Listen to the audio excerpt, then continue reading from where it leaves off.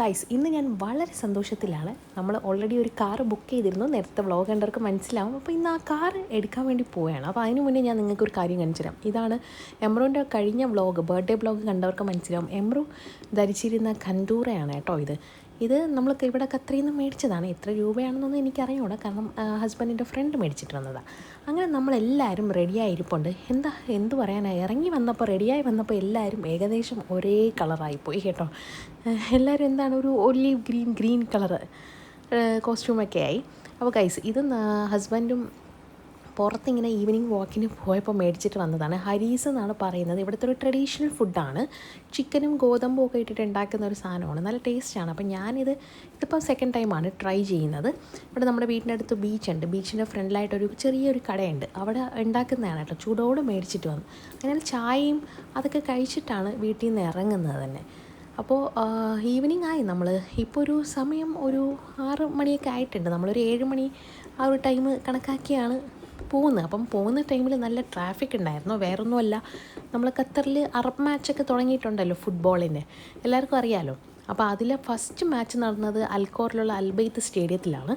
അങ്ങനെ അതുവഴി വന്നുകൊണ്ട് നല്ല ട്രാഫിക് ഉണ്ടായിരുന്നു കേട്ടോ.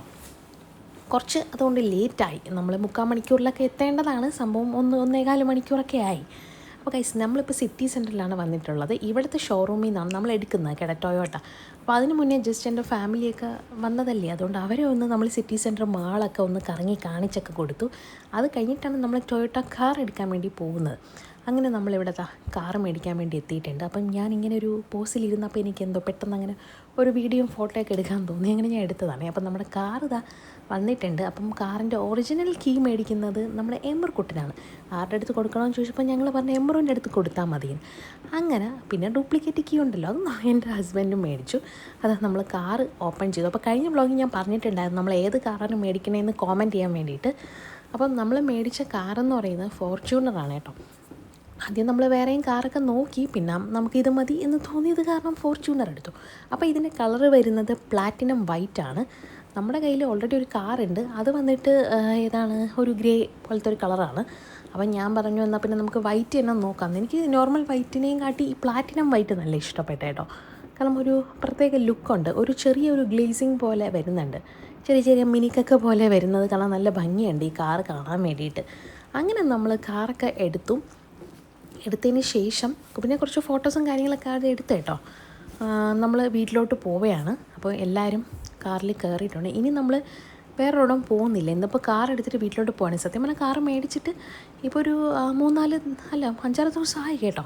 അപ്പോൾ അത് കഴിഞ്ഞിട്ടാണ് ഞാൻ വ്ളോഗ് ഇടുന്നത്. കാരണം നേരത്തുള്ള വ്ളോഗൊക്കെ ഇട്ടുകൊണ്ടിരിക്കുകയായിരുന്നു. അപ്പം നിങ്ങൾക്ക് ഈ വ്ളോഗ് ഇഷ്ടപ്പെട്ട എല്ലാവരും ലൈക്ക് ചെയ്യണം, ചാനൽ സബ്സ്ക്രൈബ് ചെയ്യണം.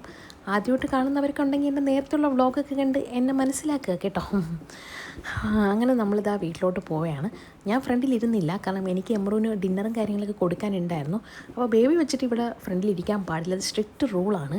അതുകൊണ്ട് എൻ്റെ വാപ്പയാണ് ഫ്രണ്ടിലെത്തിയത്. വാപ്പയാണെങ്കിൽ വന്ന് ഈ ഫ്രണ്ടിലിരിക്കുന്നൊക്കെ പറഞ്ഞ് പിന്നെ എനിക്ക് ബേബി ഉള്ളത് കാരണം ഇരിക്കാൻ പറ്റില്ലല്ലോ. സംഭവം കാർ മേടിച്ചിട്ട് നമ്മൾ ഇതുവരെ പിന്നീട് എടുത്തിട്ടില്ല. ഇനി വേണം ഈ പുതിയ കാറിൽ എല്ലാവരുമായിട്ടൊന്ന് പുറത്തൊക്കെ പോകാൻ വേണ്ടിയിട്ട്.